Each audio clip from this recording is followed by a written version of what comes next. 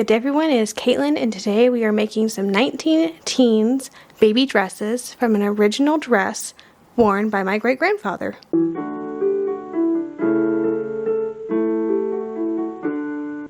Hello and welcome. So we're going to cut out some baby dresses today for the 1910s, and I have here a very special garment. This is my great-grandfather's christening gown, basically. It's just a little gown that most likely my great-great-grandmother made for him. But yeah, I took a pattern off it. We're going to make 3 little dresses off of this today. So it's this beautiful ivory colored embroidered fabric. And I did find some white embroidered fabric so I can actually make fairly close reproduction. I also have some yellow and some blue batiste here to make 2 other dresses. But I think we're going to start cutting out this one. So we're going to cut the skirt first. I have not measured the skirt. All I did is take a pattern from the sleeve and the bodice because the skirt is a rectangle. And the bottom is 19 inches. So it's going to be 19 and a half basically with seam allowance. It's just under 50, 49 inches wide.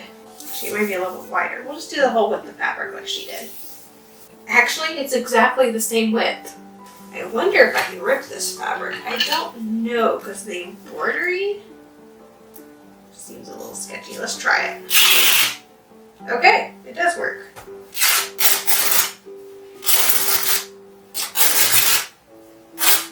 Yeah, that's fairly even. We'll go with that. Okay. The only difference between this and this is this has a very nice bottom to it of white work, and this doesn't.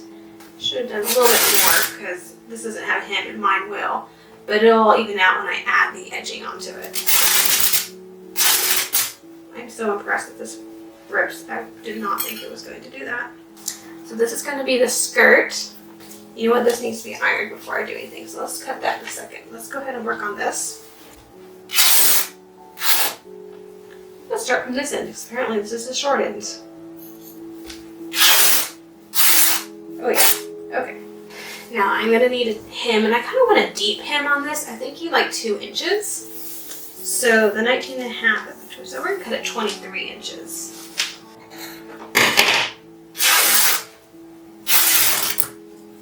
This is probably slightly narrower. This is most likely 44 to 45 inch wide fabric. So it'll just be slightly by like 4 inches narrower than the original. So the bodice is in one piece, which is really nice, and it's just on the fold. I think I made a guesstimate on seam allowance. It's less than ½ an inch on the original. It's somewhere between 1/4 and 3/8 of an inch.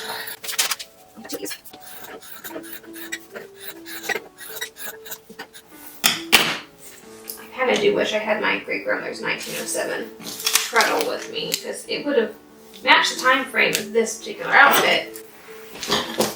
There's 2 sleeves. We're going to do the same of the blue.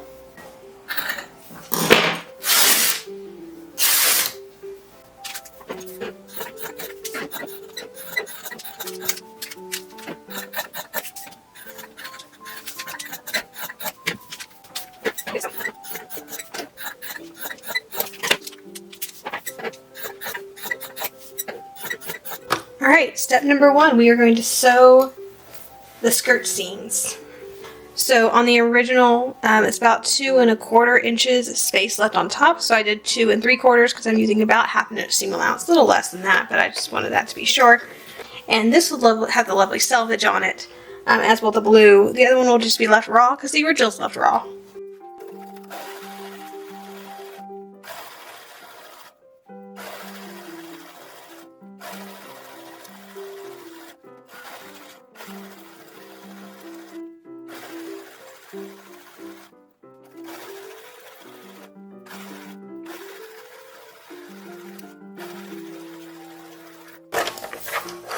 Alright, I'll measure out the hem, which we already talked about, and I will come back and we'll sew it. Alright, so I pinned up the hem. Before we do anything else, I'm going to cut out a little spot on the skirt. So the armhole goes into the skirt a little bit, so we need to mark that. It's in the very center from what I can tell. So I'm just finding the side here, and I made a pattern piece for it. Okay. Now we can start sewing. Just do our little 2-inch hem all the way around.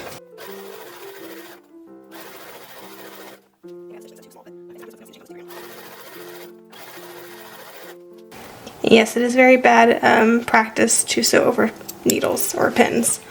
Yes, sometimes your needle will break if you hit them, and sometimes you'll bend your pin, and sometimes you can mess up your machine. Sometimes you'll go through your fingers, and sometimes these pieces like fly up and could hit you in the eye. Most of those have happened to me in the past, and I still do this. I guess laziness. Other things we need to do is go ahead and stitch down at the top here.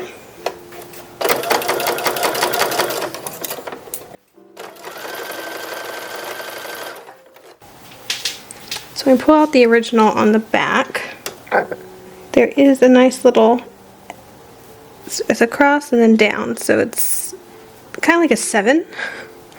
And that's just putting this piece over that piece so that we can, you know, when we put it on, there's not a big gap here.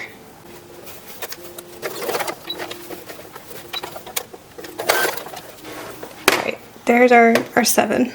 And I gotta do the same thing on the other ones. Actually, what we're gonna do very quickly, run a gathering thread. Actually 2. Do it on both backs and the front now.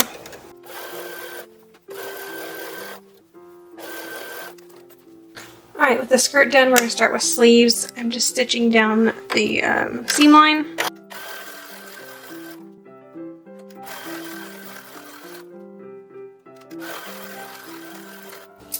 I'll work on putting the lace in.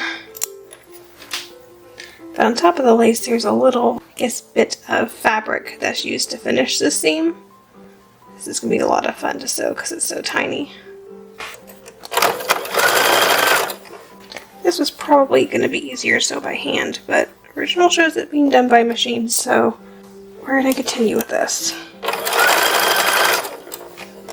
And the original also has it slightly gathered. I don't have quite enough lace to do that, so we're going to have to fudge just a little bit.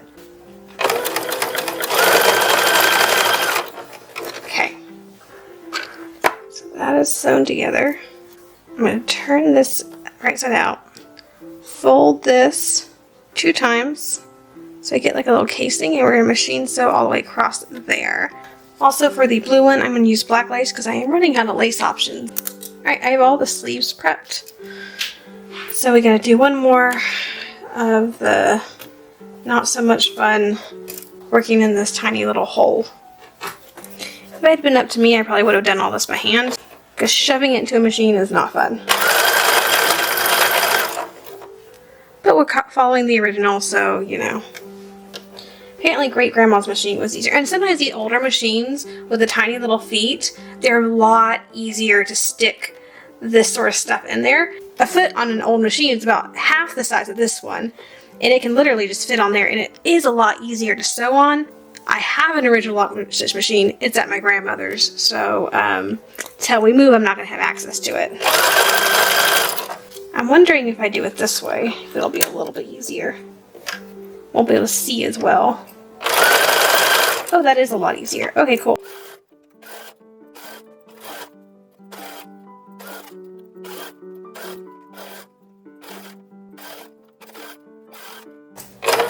Okay, this does not look nearly as nice as great-great-grandma's stitching, but I think if I had the correct machine, it probably would.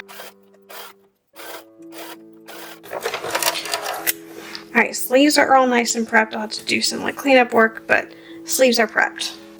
Now for the bodice, the only thing I need to do is on the very back, stitch down basically the opening.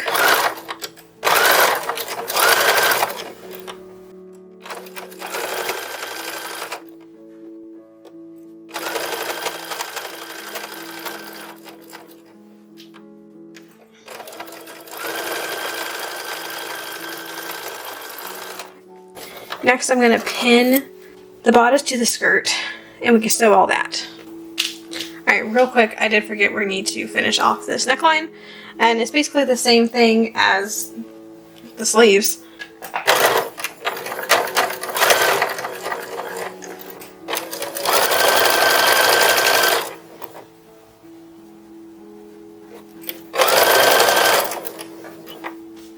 And now we're going to stitch this down. And that just finishes the neckline the same way we finish the sleeves.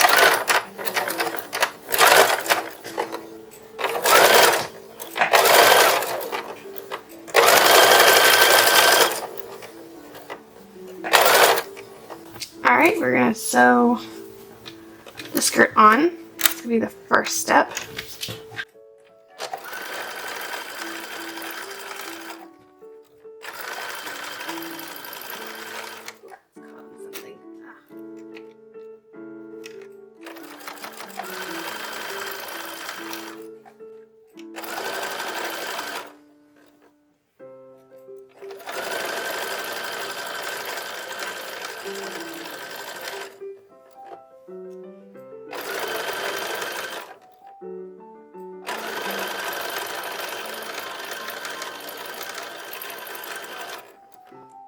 Alright, sleeves and then trimming. So they just fit in there very nicely. They didn't need to be gathered or anything.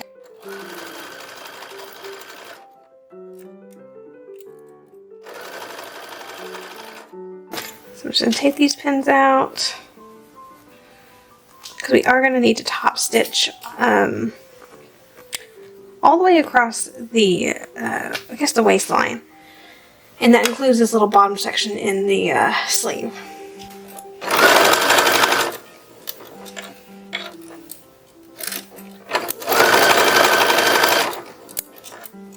And you probably hear the, what we call the haunted windmill in the background.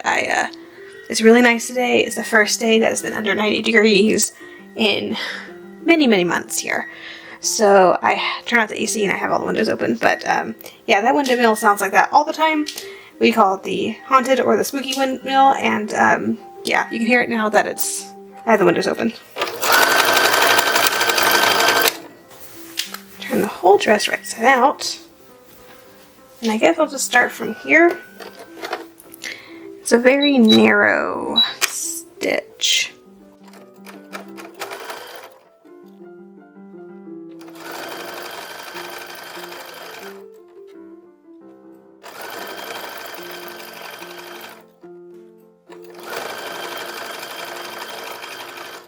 Yeah, all the seams are left raw in this entire thing, so that's just what the original did, and I am not one to add extra work to myself, so that's what we're doing. Alright, this one is untrimmed. We didn't add any trimming to it, so this one is, actually it's not done. We still have to do closures. But let's go ahead and get the rest of these done and get them trimmed.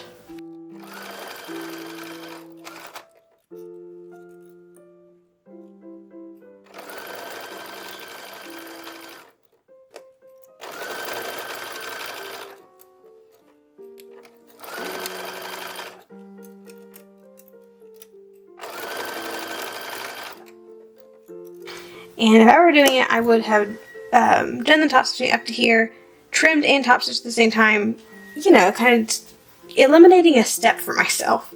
But that is not what my great-grandmother did. She stitched it all the way down, and then she stitched the trim over top. So we're going to do that.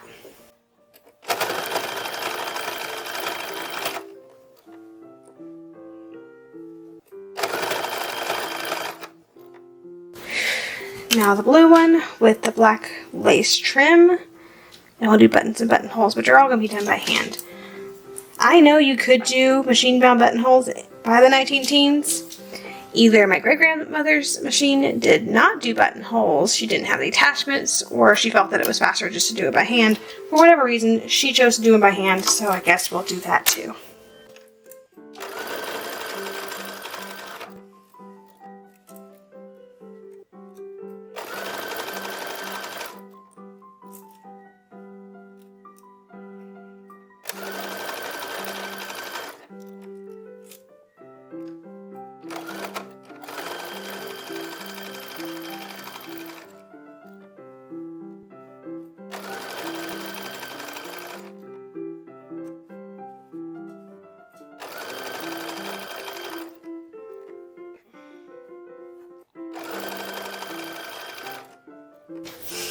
I'm wondering if I should switch to black thread because the lace is black. Let's go ahead and do that, at least on the top.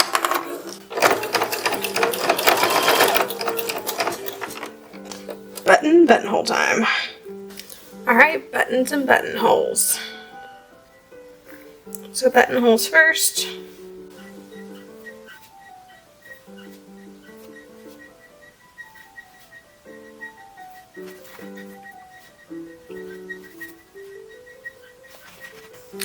And just real quick, pulling out the original again. There are her buttonholes.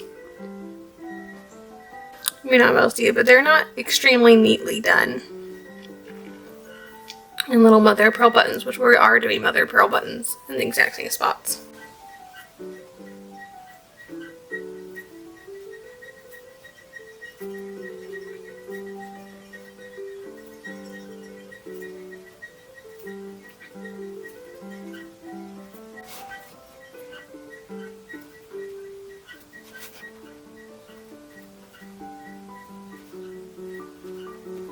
And there are my buttonholes. So this one is completely done now, the black and blue. Let's put the buttons on the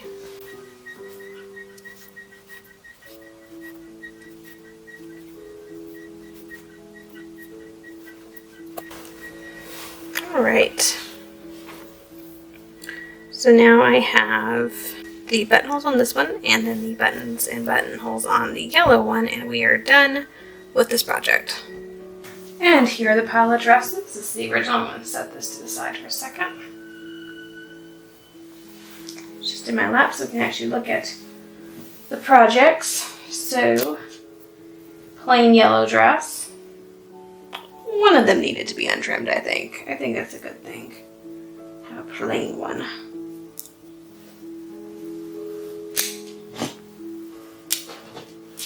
So that's what it looks like. And I like the blue-black one personally.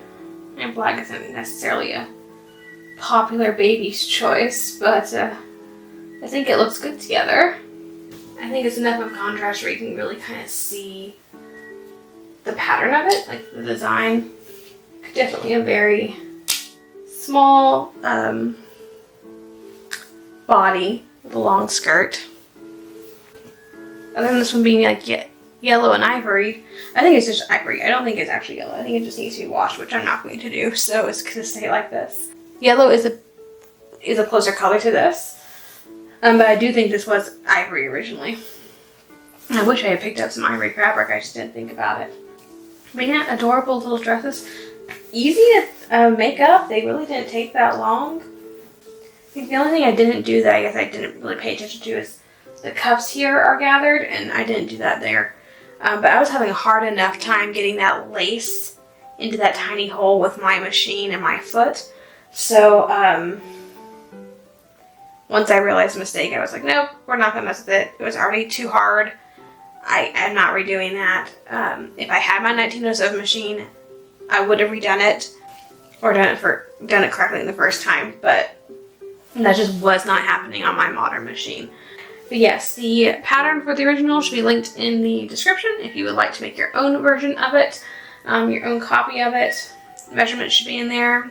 Pattern for the bodice and the sleeves that you just print out at home. Super simple project, and of course you kind of have the how-to here on the video as far as the step-by-step procedures. But with all that being said, those are our beautiful little 1910s babies dresses.